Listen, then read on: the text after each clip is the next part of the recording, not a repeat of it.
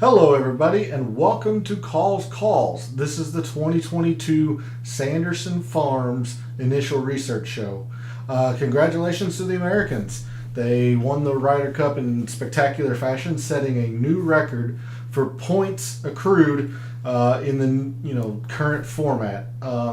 Their total of 19 is the most since the Ryder Cup went to a 28-point format. Just a complete domination, which is great on home soil. I was a big fan watching, just enjoying every bit of it. Bryson did Bryson things. Everybody made putts on Sunday. It was a spectacular event, and I did not pick it to happen. So hopefully you all were successful in your sportsbook betting or DFS, anything that you were wagering on, because I took a big kicking. I got whitewashed, but it's fine. I was happy to see the Americans win. Again, it was just incredible. Captain Stricker, his roster construction was fantastic. His pairings were great. Scheffler and DeChambeau played well off each other. Morikawa and Johnson in foursomes. Xander and Cantlay did their thing. Thomas and Spieth kind of struggled, but overall it was an amazing weekend for American golf. It really was. I really thought the course was going to set up pretty well for the Europeans. A lot of wind, linksy style course, and the Americans just overpowered it. It was incredible. It was amazing to watch. So again, hope you were successful. But we are on to this week, where I'm hoping that I can make a bounce back for the 2022 Sanderson Farms in Jackson, Mississippi. We are at the Country Club of Jackson. Before we get into the show, again, my social media links are in the description. Follow me there for any betting advice or to reach out to me directly. Chat is open. Let me know how you did at the Ryder Cup. How did you watch it? Who are you rooting for? What were some storylines that you were watching? Or just make fun of me for picking the Euros. That's well deserved. And then lastly, for this Sanderson Farms and every other week, all statistics provided by FantasyNational.com. Makes me a lot better gambler, a lot better DFS player. It's an amazing tool. Go check them out. That's enough. We got a lot to get into for the research in the show.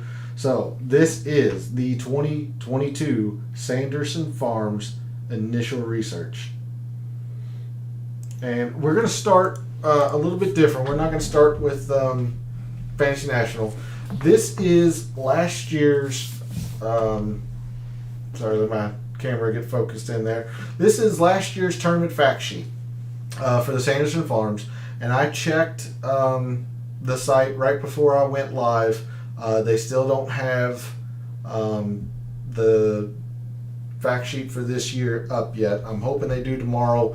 That way we can start with the data dive.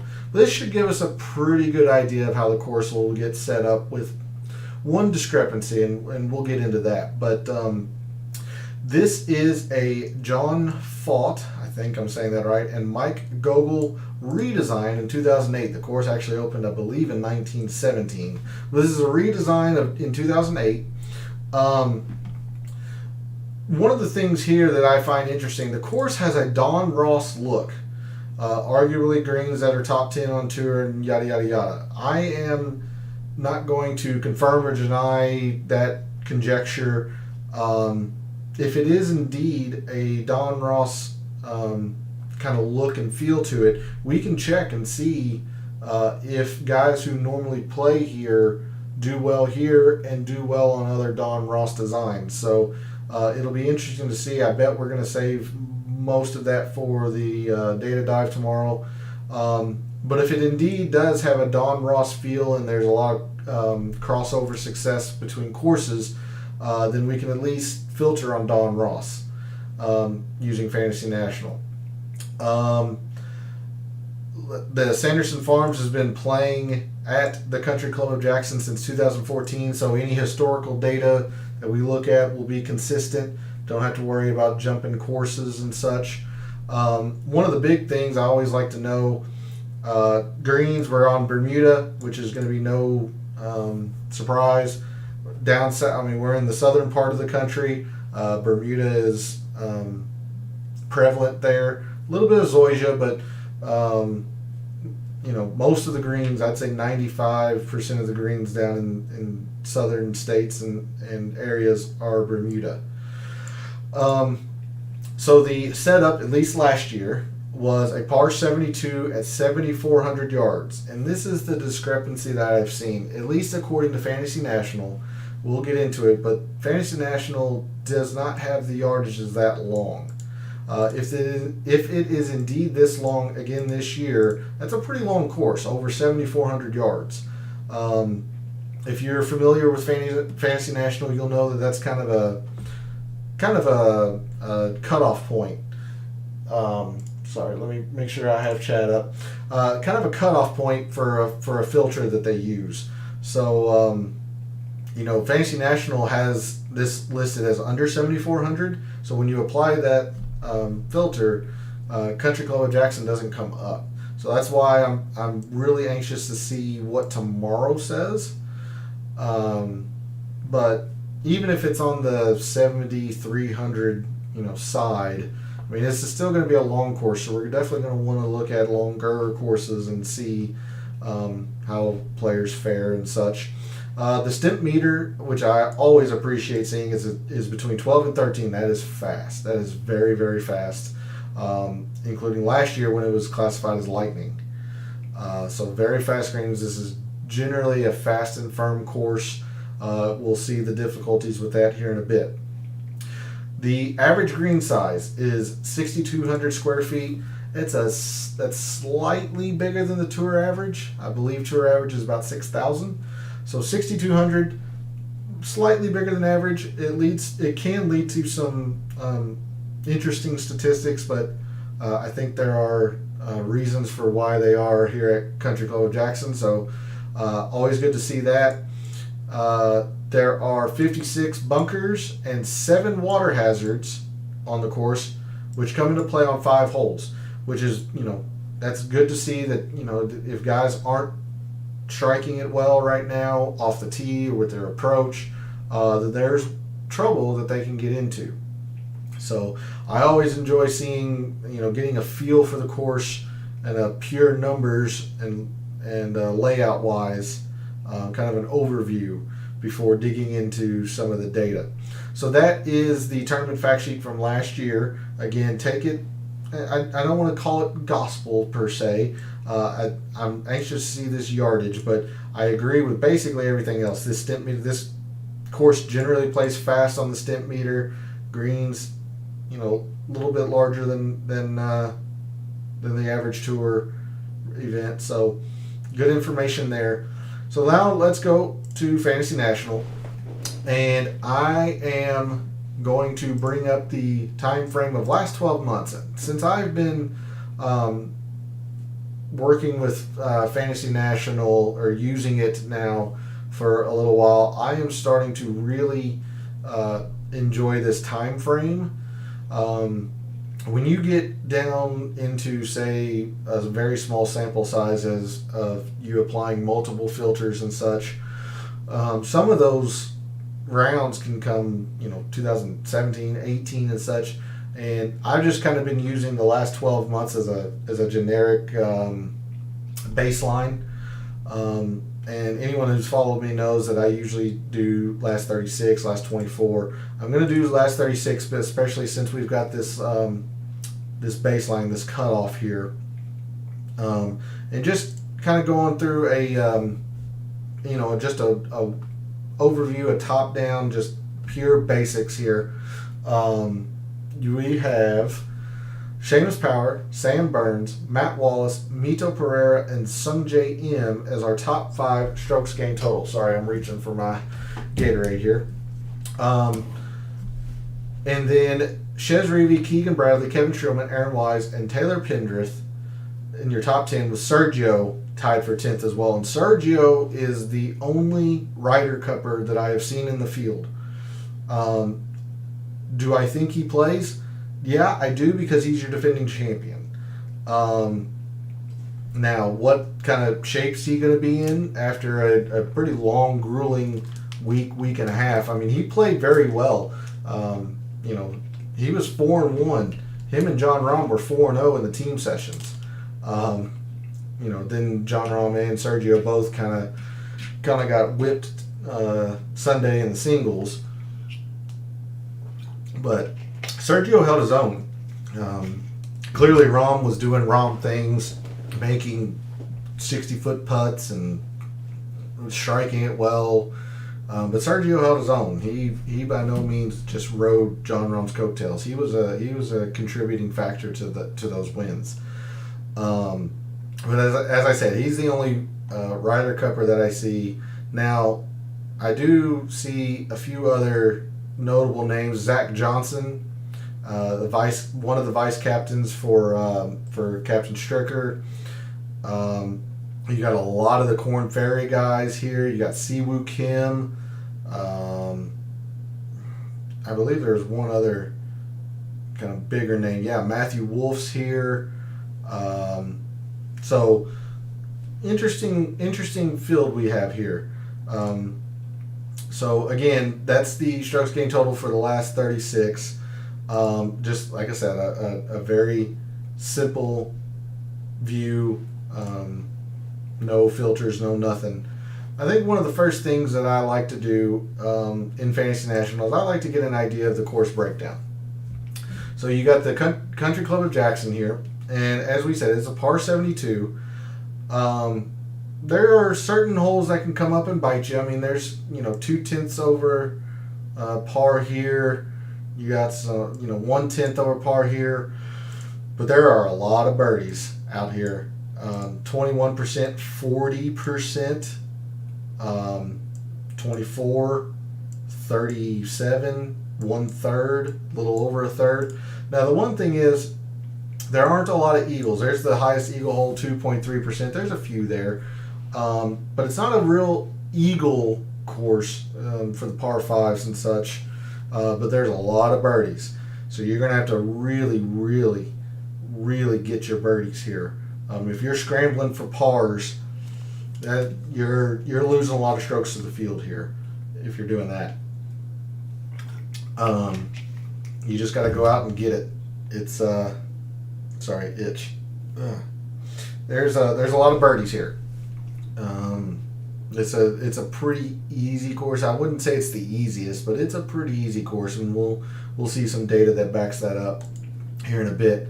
But there's a general overview here of the Country Club of Jackson.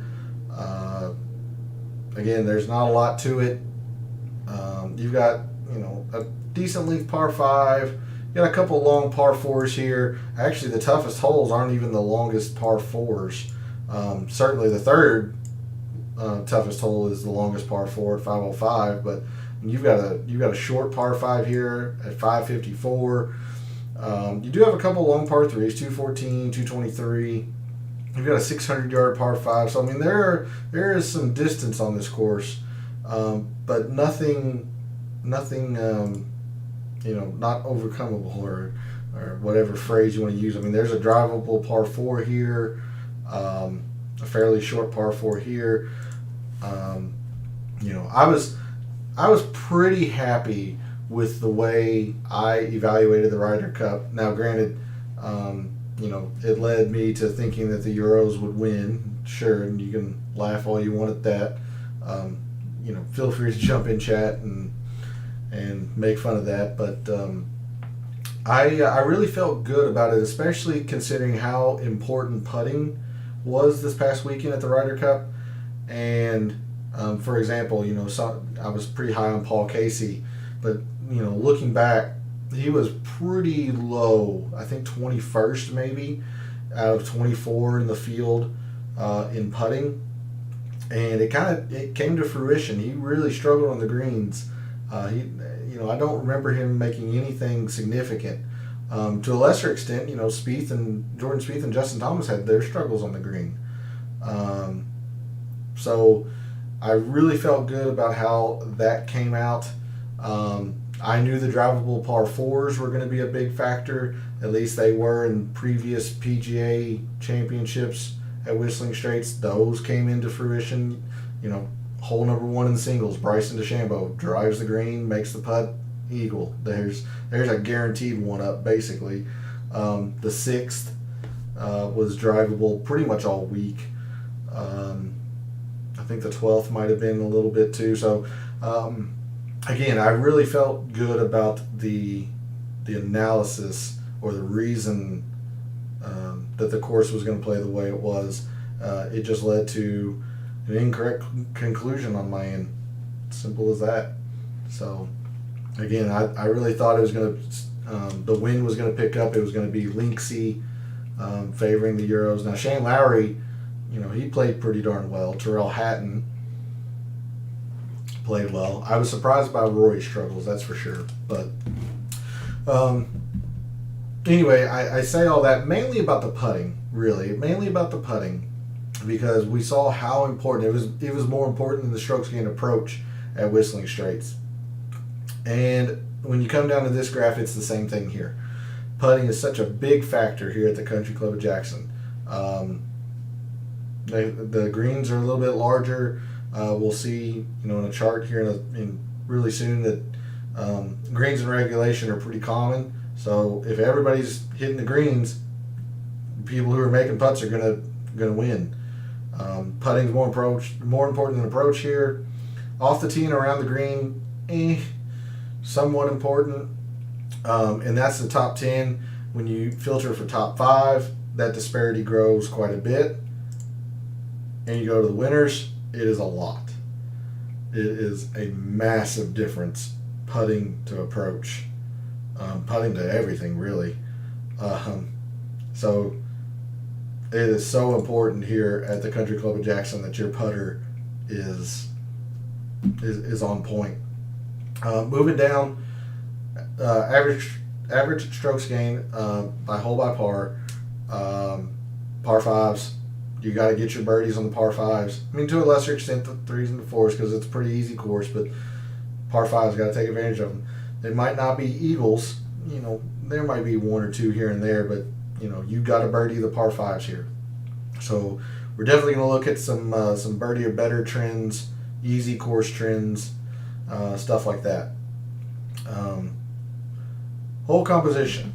It's pretty interesting. Nothing, consistent on par 3s. At least you got 1 very short, 1 medium, 2 fairly long. So nothing there that says, focus on this range of the par 3s. We do have 6 of the 10 par 4s fall into this category here, 400 to 450. Now, that can sometimes be a misnomer in the sense that maybe they don't end up factoring in all that much. They just happen to be the length of the holes. Most of the time, though, it's a big decider. It's a big factor on who rises to the top of the leaderboard. So we're going to see if this 400 to 450 plays a big factor in the top 10, 15 or so historically at the Country Club of Jackson. And then 3 of the par 5s, are in between 550 and 600. And that ended up being a pretty key metric as well, and what led the Americans to dominate the Ryder Cup essentially. Last I heard, and I think there were 2 or 3 matches still going, that of the par 5s during the week, the Americans had won 34 of the par 5s. The Europeans have won 14. That's a huge discrepancy. The Americans just overpowered the course. That's the way it was. They just overpowered it. Bryson, Xander, he doesn't get enough credit for how long he is. Cantley can hit it out there. Finau, Brooks. Americans they bombed it, and they definitely took advantage of it. So we'll see these 2 ranges here and see if they play a big factor in figuring out who rises to the top of the leaderboards. In the beginning, when I started using Fantasy National, I really paid a lot of attention to this chart here. I'm figuring if most approach shots come from, whatever range, in this case, this range here, then obviously who's the best at that range is going to rise to the top of the leaderboard. The more I have really dug into the weeds of the data and peeled back the layers and such, that's not always the case. So I don't want to get too caught up in the distances. Now, having said that, when I first start the research, I'm going to start here because most of the approach shots come from these two ranges, or really one full range split into two ways, 100 to 150. But it's not always a direct correlation. So we're going to see how much that comes into play. Speaking to the relative easiness of the course, historic cut line has been mostly -2, a little bit of -1. -2 is fairly easy. It is when you start getting to even pars, the cut line, that's when it's about average, maybe on a little tad difficult. It's certainly not easy. We've seen -3s, -4s, the cut line. So it's certainly not the easiest course out there, but -2 is a pretty good indicator, especially with this chart here. You've got about 30% more birdies than bogeys. 0.2 to 0.13. When you got that much of a discrepancy, then tends to be easy. Now, having said that, speaking to the lack of eagles, there are quite a few more double bogeys than there are eagles. So, the course can jump up and bite you. Like I said, there's water and such. The eagles aren't going to fly, all around all weekend and such. But you definitely more birdies and bogeys. It's an easier track to play. Driving accuracy here, because the course is so fast and so firm, kind of like Whistling Straits, it's going to be hard to hit the fairway. You can see how little they do in comparison to the average tour event. 62% on the average tour event, 54% here. Again, that's just akin to how fast and firm this course usually plays. So we're going to take a look at a lot of metrics here that, especially off the tee, how people do on difficult to hit fairways. Because of that right there. And again, this is an initial research show. I did a little bit before I jumped on here, and what I found really backs this up. We'll dig into it tomorrow, obviously, into the data dive, but again, my first inclination is we have found something here that's very important. Speaking earlier, just a little bit of green size, larger green sizes than the average tour event, but the discrepancy or the difference between the average tour event and here is a lot. It's about 5 percentage points. So if guys are hitting greens, if that's fairly easy to hit greens, then you just got to make putts. That's the difference. Scrambling here, it's actually fairly easy. But if you're scrambling, meaning you're not hitting the greens, and by definition, you're trying to make putts for par. When guys are making putts for birdies, you're going to fall behind very quickly. But speaking to fast and firm, 3 putts are about, just a bit under average tour event, but right around the same. And then if it's hard to hit the fairway, sometimes that's just because guys don't care and they just try to hit it as far as they can. That's not the case here. It's actually a little bit shorter than the average tour event. So that just speaks to how hard it is to hit these fairways.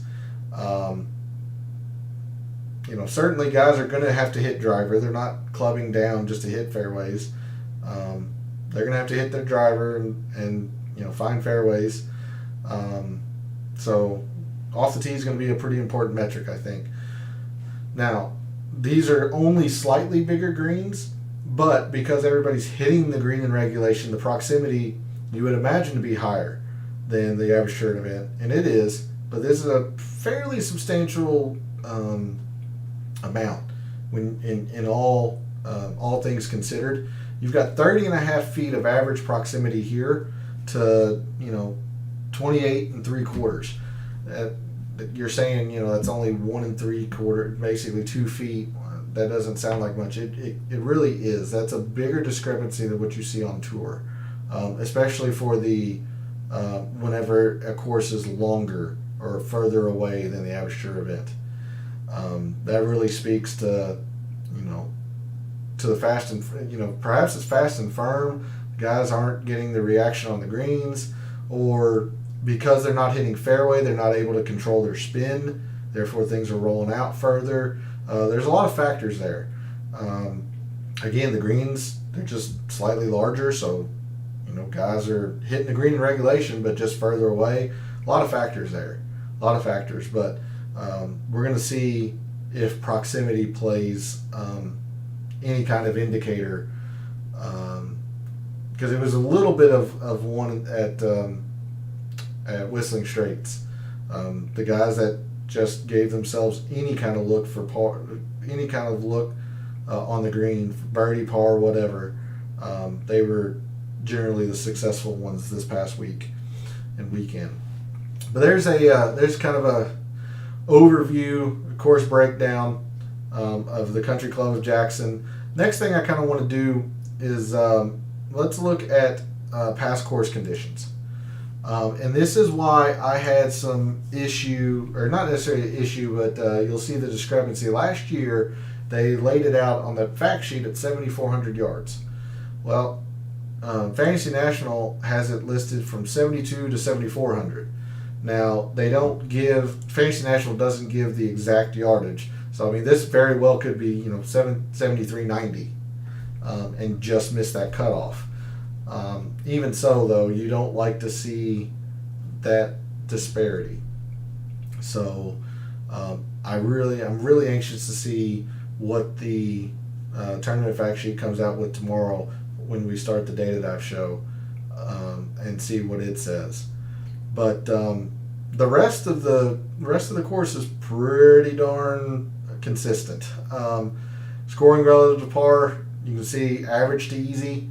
There's only really been one difficult since the tournament's been here. For whatever reason that round guys were struggling, but it's been average to easy, maybe even on the easier side, more easies than average, but not everything is easy, so you can't call it a birdie fest, but it's certainly on the easier side. Now, last year, hitting fairways was actually pretty easy for whatever reason. Maybe they had some rain, they softened it for whatever reason, I don't know, but last year was actually pretty easy to hit the fairways. But I want you to look here, all difficult, all difficult, all difficult. I mean, from 2016's first round, and even 2015's entire tournament, up to 2020, it was difficult to hit the fairways. So that's akin to telling you how fast and firm this course generally plays. Again, last year the greens were lightning fast, or considered lightning by Fantasy National's standards. And every other year they've been fast. All the way down. All the way down. So, guarantee you've got some fast Bermuda greens this week, if not lightning. I'm going to certainly filter on fast. We'll see if I add lightning to it. I don't know. But fast generally gives a good indicator of who usually putts well anyway, when the condition applies. So there's a quick look at past course conditions for the Country Club of Jackson. Last thing I kind of want to dig into, and I don't want to do it a lot tonight because it's mainly a data dive type deal. As I mentioned, Sergio's your defending champion, and in 2020 it was Sebastian Munoz. The 2019 winner is not here, and I apologize. I don't know who it is. off the top of my head. But 2018's Ryan Armour down here. But what I like on this page, I kind of just want to get an overview, a look at who generally plays this event well, who doesn't, so on and so forth. So the most strokes gained total in the past 5 years, Denny McCarthy is number one. You can see here, he didn't play in 2017. I think 2018 was his rookie year. I could be wrong, but I think it was his rookie year. He missed the cut, and then he has had 3 straight top 20s, 2 of those being top 10s, top 7s. So he has a good vibe about him at this course. JT Poston was solo 3rd last year, another top 15, some middling events, but he's made the cut at this event every single time. Now, Carlos Ortiz is an interesting case study here. This miscut, is that pandemic related? Was he rusty? Was his game just not on firing full cylinder that week? It happens, but he's got 2 top 5s otherwise. So I'm willing to at least consider this as the outlier, especially with the with the pandemic and all that stuff. So I tend to think these 2 are more common. Maybe not necessarily top 5s, but he generally plays this event pretty well. Sebastian Munoz, winner in 2020. Streelman plays it well. Shank, Corey Connors. Again, that just gives you an idea. I'm not going to go through every single one of these, obviously, but I do like to get a feel for who generally rises to the top of the strokes gained when this event's happened.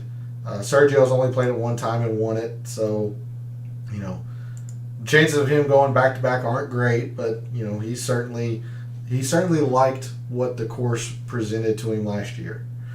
And then on the flip side, I like to see for whatever reason guys just don't like courses. It doesn't fit their eye, or there's a myriad of reasons. But for example, Kevin Stadler, 0 for 3. Now Richie Wierenski's actually made the cut 4 of the 5 times, and he's still the 2nd lowest.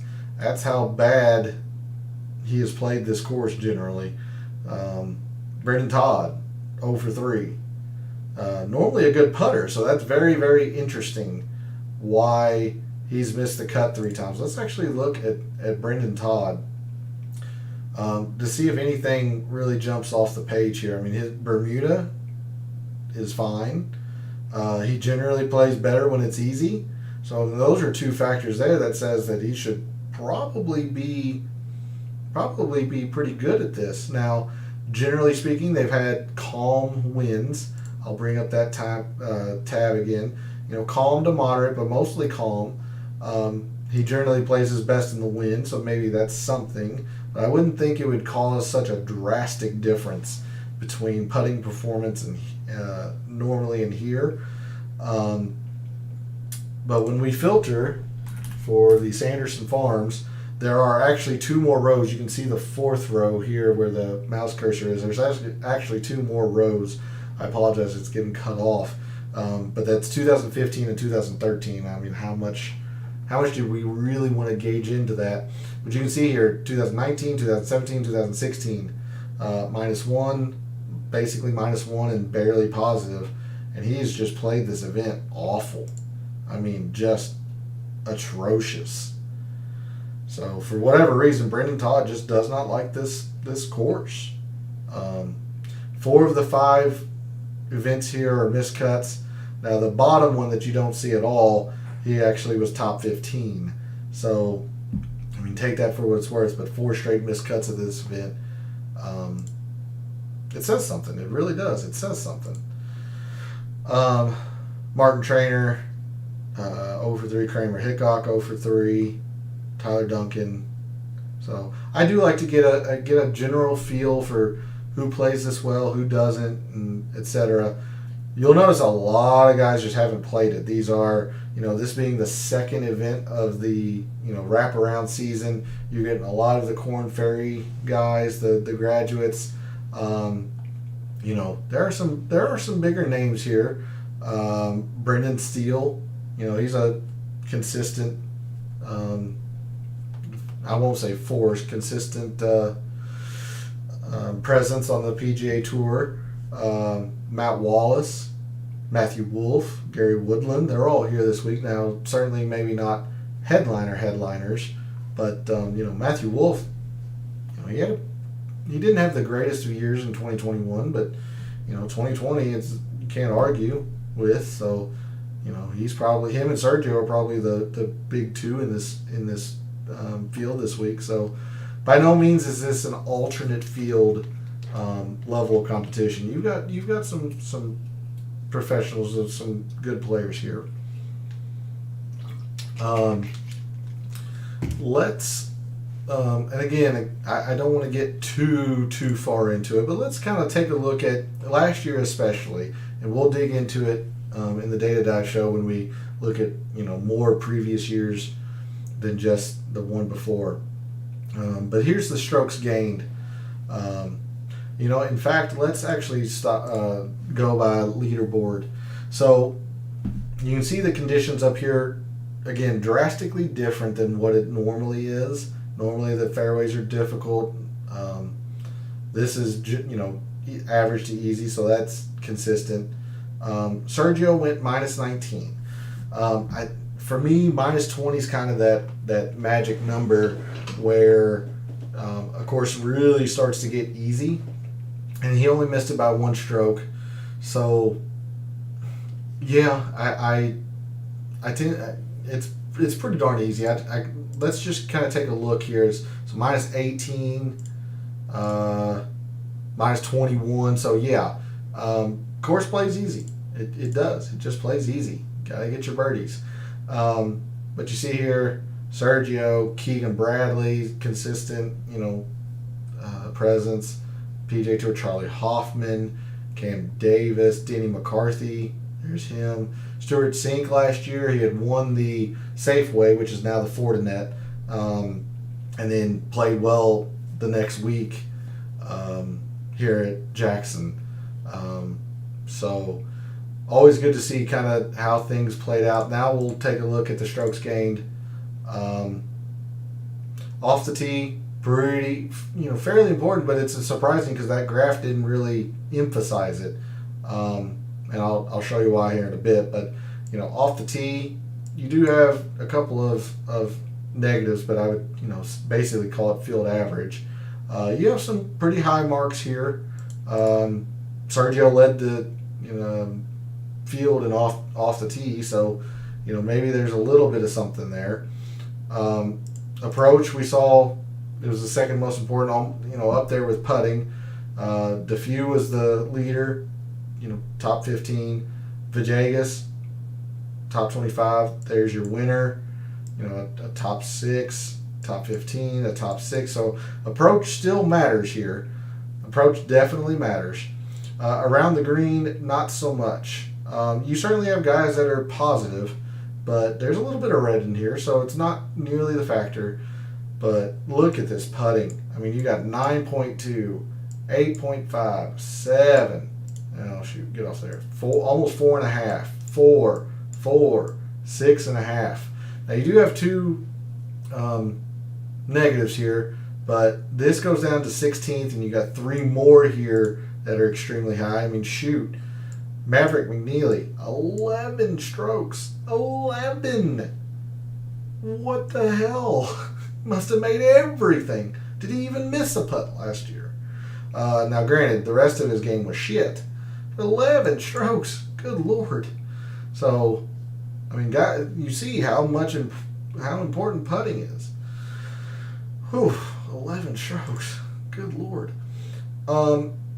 Speaking to why off the tee kind of gets undervalued here, you'll notice this leaderboard. Driving distance, while it's not the end-all be-all, you'll notice Malnati was just under average, Wesley Bryan just under average. Now you're starting to get a little bit more further down at the quote top of the leaderboard. But I want you to notice here, Sergio.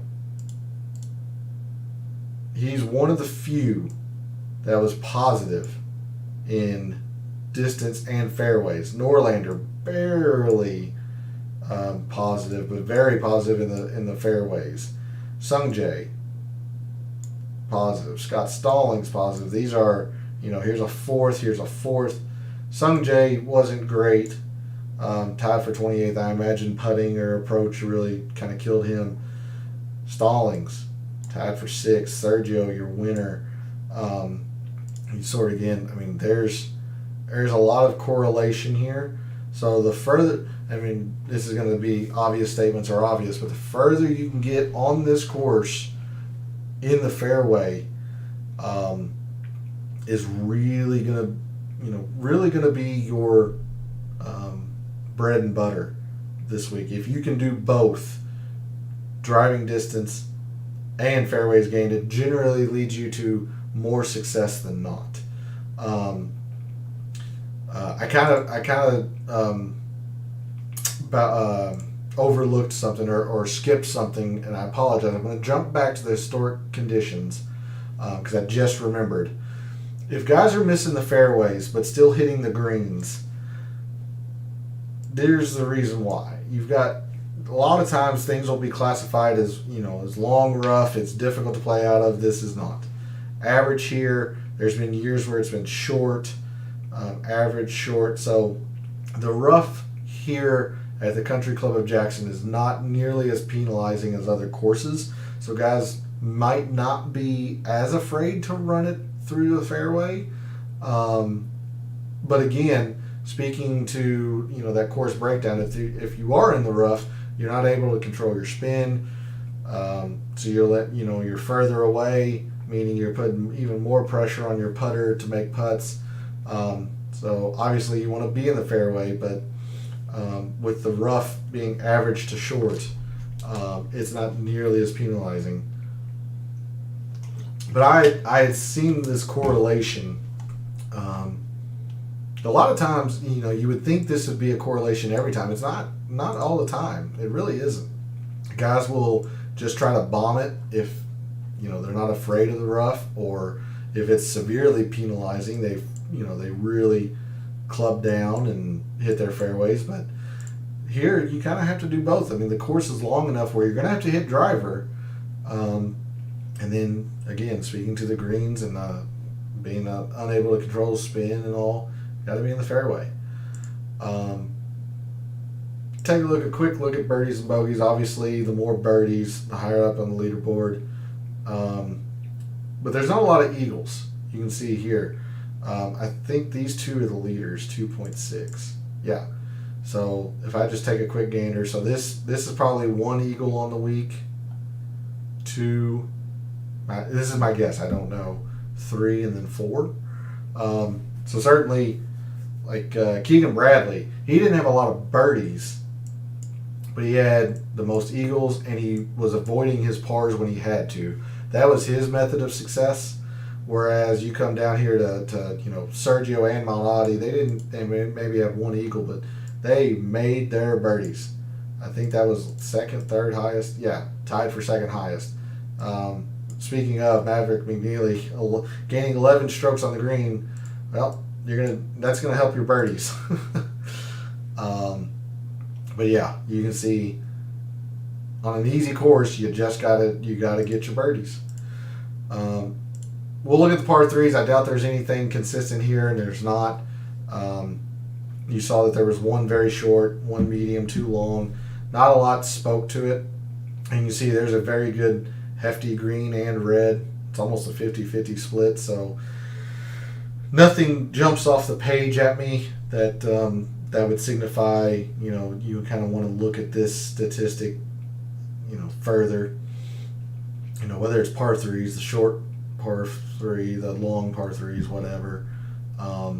For example, like at Whistling Straits last week, we kind of saw that the drivable par 4s really set people apart when the PGA Championships were there. And it came to fruition this week.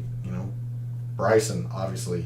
Tony Finau was driving greens. He was, more, 6th hole, but still, Brooks, Xander and Cantley. These guys don't get the credit that, say like a DJ, a Brooks, a DeChambeau get, but they aren't short. Like they can they can put it up there. So, that was one statistic that I was pretty proud of, to be honest with you, that I had uncovered to be a major factor. But you saw that the majority of the par fours were in this range, and certainly Sergio played them very, very well. Second highest to Snedeker, who was a top 20. But you look here, there's a few top finishes, but it's not like it's first, second, fifth, 10th, second. You got some pretty middling finishes here, so it's not the end all be all. First here, second and fourth, sixth a little bit further down. So there's a little bit there, but honestly, it's not as strong a correlation as I would have, as that chart might have indicated when 60% of the par fours are of that length. So maybe a slight consideration, maybe something to, in the mixed model, put 0% and put it off to the side to really kind of, if there's a tiebreaker or something to consider for DFS or whatnot. But initially, I'm not thinking that I'm going to put a lot of emphasis on this. But let's look at the par fives, because obviously it was the most important here. The 550 to 600 was the 3 of the 4 par fours fall in this range, or par fives, fall in this range. There's quite a bit here. 7.9, 2.94. What was the leader? 7.9. So fourth, sixth, third, first. Tringali had a middling finish, was up there. Vegas was up there and missed the cut. But you take these two out, you got 1, 2, 3, 4, 5, 6, 7. 7 of the top 9 in this 550 to 600 range were, very high up on the leaderboard. So, and we're one of the best in the field at the 550 to 600. That's a pretty strong correlation. So that's definitely something we're going to want to look into. You can see here that the par fives, still are pretty important, all of them. That's probably a direct correlation with this, if I had to guess. So yeah, and unlike the par fours, this is a pretty strong correlation, at least in my opinion. You get to Charlie Hoffman, who was tied for 6th. He didn't play him great, but and that's why he was, fairly middling on the par fives. He just made it up in different ways. So yeah, I am going to put some stock into that range of par fives. Let's look at proximity and putting. Try to do it fairly quickly, and then kind of look at a couple overhead stats. You see here, Sergio proximity total was one of the highest, but it's certainly not a straight indicator. Zach Johnson, top 25, Armour, Reevey, Laird, all outside the top 25. Percy, Garcia won, so he was pretty dialed in with his irons.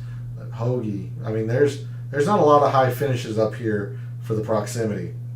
And as I was speaking to earlier, most of the approach shots come from 100 to 150. So this is this range here. Well, there's quite a bit of red here, to be honest with you. So it's not an indicator by any means of top of the leaderboard success. It really isn't. So I'm not going to put any stock in the 100 to 150 range. There's just not a lot of correlation. Any correlation, really. Proximity as well, to be honest. There's just a lot here. You've got red kind of all over the top of this leaderboard. So I don't see a lot of, I don't want to say use, a lot of stock to be put into proximity. Putting, kind of quickly, we saw how important it is. 9.2 for Malnati, 8.5, 7. It looks like this 5 to 10 foot range is where you make your hay. Second, third, 17, 17, 6th, 6th. So interesting to see kind of that range. McNeely wasn't great from 0 to 5 or 10 to 15. Was good everywhere. Good everywhere else, and one of the leaders at 5 to 10. Sergio's not a great putter, and when he was gaining 3 in a tournament, that he likes something here. So yeah, if you want to narrow in on putting, it looks like this 5 to 10 range is the way you want to go. I'm just going to go straight overall putting, I believe, for stats. So let's pick up there. Again, we're just going to do a couple of overview looks here. Let's do Bermuda, last 36. And again, it's very important that you realize what those 36 rounds entail. So like Denny McCarthy, this is already filtered for Bermuda. It goes back to February of this past calendar year. That's his 36 rounds. 36 rounds. However, you get somebody like, let's check Taylor Gooch. Yeah, so like Taylor Gooch, it goes all the way back to this event, so almost a calendar year. So it's very important to realize what your 36 rounds entail, and that is why I have been using this last 12 months time frame to at least rein in all of the outliers. You're still going to have a few, but I'm really trying to rein those in and normalize the data as much as I can. So again, just on Bermuda greens, I haven't put the fast filter on there yet. Where is it? Right here. I haven't put the fast filter on there yet. Just on Bermuda greens in the last 36 rounds. Chesson Hadley, Denny McCarthy, Brendan Todd, who we kind of took a little bit of a deeper look into. Sam Burns and JT Poston are the top 5. Ryan Armour, who's won the event. Zach Johnson, Jimmy Walker, Michael Thompson, and Adam Hadwin are the top 10 on just Bermuda. Let's add the fast filter because it's basically guaranteed to be fast. A lot of overlap at the top. Sam Burns is now number 1. Chesson Hadley, Denny McCarthy, JT Poston, and Brendan Todd. I actually think that's the same 5, just mixed up in order. Then you got Zach Johnson, Kazire rises into the top 10. Jimmy Walker, Villegas does the same. Stewart the same. So a lot of similarity up here. And you see, even though I have it at sample size of 36, there's only been, so Sung Jae's the top at 34 for fast Bermuda greens, 26, 24. So I'm actually going to narrow it down to 24. So that way Sung Jae and the guy who had 26, I didn't pay terribly close attention. That way it normalizes them a little bit, gets rid of the historical data that the others just don't have. Zach Johnson rises a little bit more. Again, remember, keeping the Bermuda, keeping the fast. But a lot of them kind of stay the same. Burns, Hadley, McCarthy, Poston, ZJ, Todd, Kazire, Walker, Villegas, Stewart. I think that's the same top 10, a tad bit different order. So I always like to start there with the putting, especially when we know if it's fast, what the green type is, and all that stuff. So that's the first kind of stat that I look at. Just a couple other things, because I really want to save most of the digging into this data tomorrow for the Data Dive show. Let's just take a look at long courses in case it actually does set up over 7,400 yards. Last 24 rounds at over 7,400. There's only one guy that has 24 rounds. And it's Corey Connors, and he generally plays very tough events. So that makes sense. On long courses alone, Will Zalatoris is the number 1 strokes gained total. So Will Zalatoris, Hoffman, Connors, Griot, and Luke List, followed by Putnam, Wallace, Bradley, Kirk, and Woodland. And we saw Wallace has never played this event, so that's interesting to see. Keegan plays this event very well. Griot, Connors, obviously one of the best iron players in the world. Zalatoris is a young stud. Hoffman on fire this past year. So something I just realized also, this is only considering PGA Tour events. So guys like I want to look at Nick Hardy. That's Nick Taylor. Now I'm going to just have to search. Hardy. Nick Hardy. There he is. So, yeah, exactly. He has 0 measured rounds on long courses. But if we add Korn Ferry stats here, that might change. Let's take a look now for Nick Hardy. Yeah, so he has 24 rounds if you include the Korn Ferry stats. So now that we're adding the Korn Ferry, let's take a look on long courses. Taylor Moore, David Skins, Adams Vincent, these are all Korn Ferry Tour graduates. So again, you got to understand this is in relation to the field that they're playing, so that's why they're rising to the top. There's Zalatoris, there's Hoffman, Smalley, Pendrith, Jaeger, Tigala. So, understand what that's saying. These guys are, up there in the field. They might not be the best just because they're playing against the Korn Ferry, which is, generally speaking, lower competition. Last thing I think we should look at tonight is the distance and fairway combination. And I'm going to take off the long course filter. Let's just get a gauge here, driving distance, and see who has distance and fairways combined. So you've got Keith Mitchell, who's, he's middling in the fairways, but it's, it's not red. So he's decent at both. There you go, Sergio. That explains that. Winning last year. He's good at both. David Skins, Seth Reeves, Hudson Swafford, very good at both. Nick Hardy, I was mentioning.